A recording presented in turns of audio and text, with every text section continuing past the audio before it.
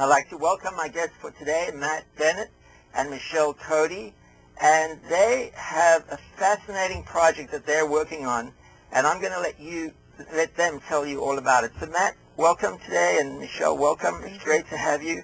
And you have a very inspiring project. I read the report that you sent me.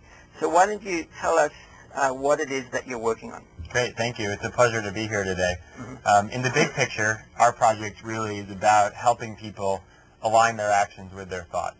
And the premise for the project, and few people I think among your viewership would disagree, is that the state of our society right now is such that there are so many critical social issues that need our response in our action.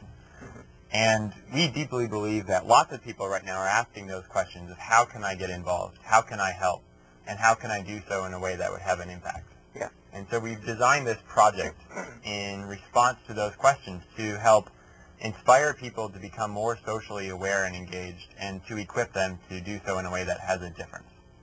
Okay, so this project, what is it going to look like? What does it look like now, and what is it going to look like in, say, 5 years and in 10 years?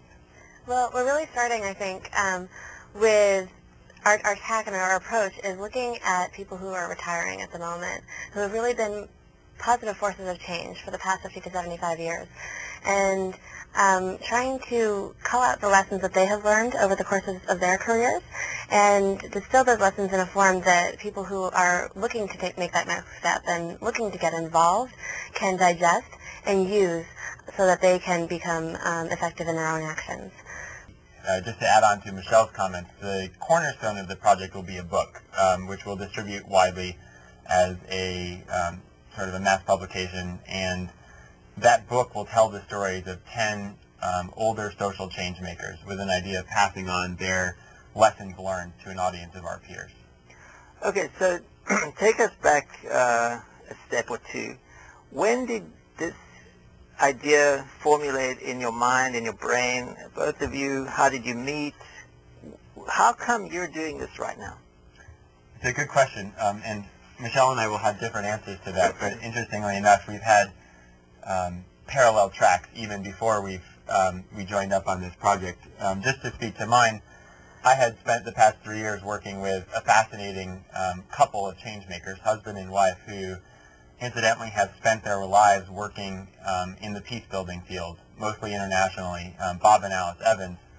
And these are two very dynamic and charismatic individuals who are masters of their work. And so to be apprenticed to them for these past 3 years and to be learning from them, it just became so clear to me that if we could find a way to pass on to others and replicate that experience, that mentorship experience that had transpired, we could really have an impact here. If other members of our generation could start to partner with and learn from many of these older change makers who are, by and large, retiring. So after those 3 years with them, the book project was conceived, where Michelle and I said, what would it look like to tell the stories of 10 separate leaders, replicating this experience and making it available to everyone?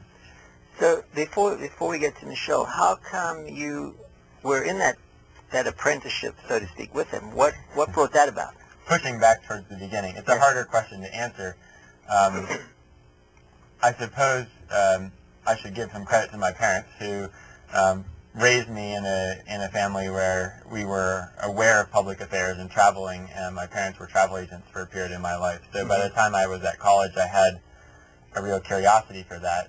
And just speaking personally, some of my most pivotal experiences were living overseas in Africa and Latin America, and being myself immersed in those kinds of situations and learning from and growing with some really fascinating dynamic individuals. And so stepping back from those experiences, it was those initial seeds that were planted overseas that have continued to grow and blossom and have propelled me into this field.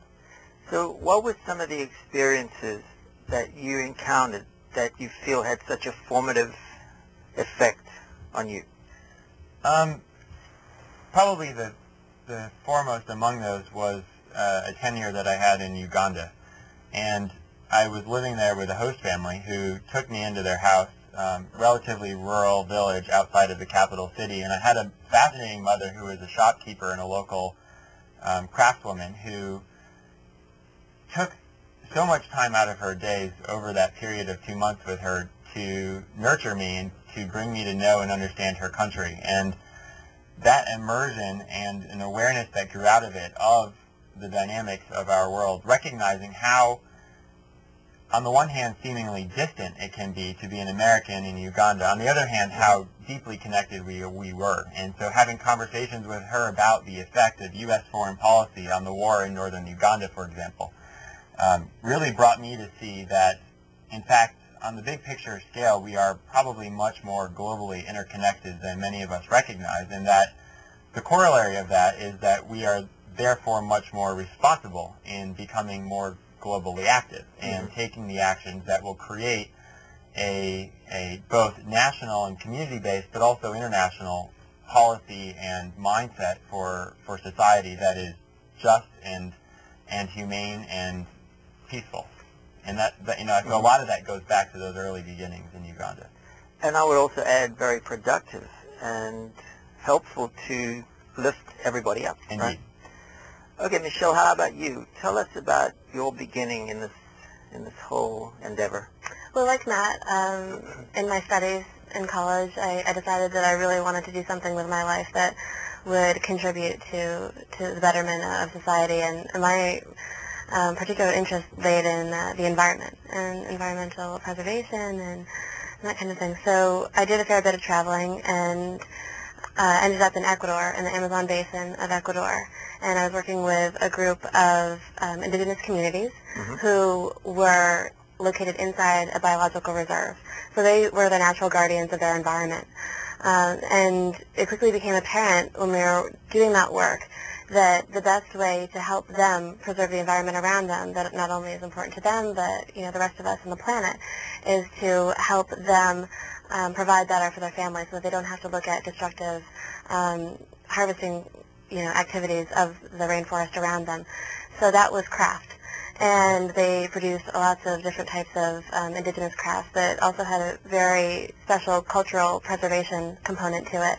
It helped them identify with who they were and their ancestors.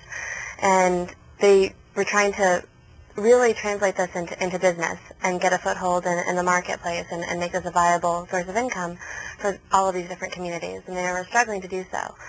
And so I come from two entrepreneurial parents and did my best to sort of shake out the different factors involved there, but came away at the end of that 6 months of living with them and trying to work with them through another umbrella organization that I didn't know enough to be able to really provide concrete recommendations.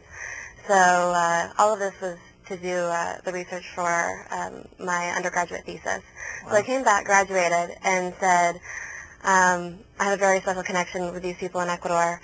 I want to do something that is in the nonprofit sector. What are my options? And came across a great organization in Hartford, Connecticut called Age Artisans. And that's exactly what they do. They work with craftspeople all over the world to help them make their craft a viable business for them and an income opportunity. So I signed on with them, and I've been working with them for almost 4 years now, working in Latin America and Peru and Bolivia, and recently we just opened a new program in Afghanistan, which I'm now a part of, which is fantastic. So the experience through that organization has helped me understand what the possibilities are, and through my friendship with Matt, we were looking at, okay, so besides contributing in this way and working with the amazing people that are part of that organization, what's next personally for us? And how can we continue to make an impact and a difference beyond the roles that we've now sort of mastered and take on more leadership? And that's when we sort of started brainstorming this idea. And it really happened gradually. It was over dinners in the evening, and every time we got together we would just sort of exchange ideas, and finally we sort of come to the conclusion we really need to devote a lot of our energy to this and try to do it full time as possible. So that's how we have got to where we are.